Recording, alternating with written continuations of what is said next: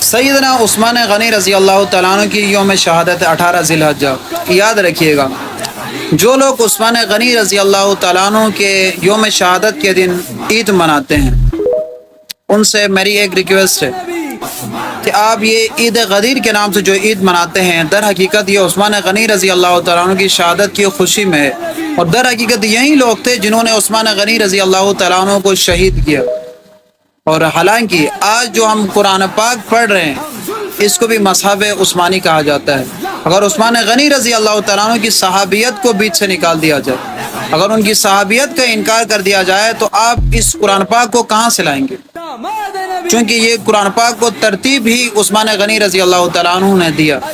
اور اس کو آج بھی مصحف عثمانی کہتے ہیں۔ پوری دنیا کے اندر جو قرآن پاک آج چل رہا ہے یہ مصحف عثمانی کے نام سے ہے۔ آپ جب مدینہ منورہ میں جائیں گے تو بہت سارے ایسے مقامات ہیں جو اس وقت حضرت عثمان غنی رضی اللہ تعالیٰ عنہ نے وقف کر دیے تھے، اور آج تک وہ مسلمانوں کی ملکیت میں ہیں اور آج تک مسلمان اس سے فائدہ اٹھا رہے ہیں۔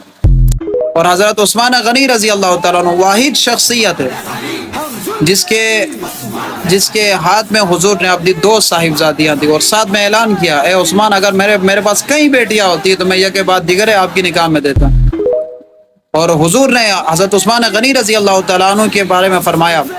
کہ ہر نبی کا جنت میں کوئی نہ کوئی رفیق ہوتا ہے، میرے جنت میں رفیق عثمان غنی ہو۔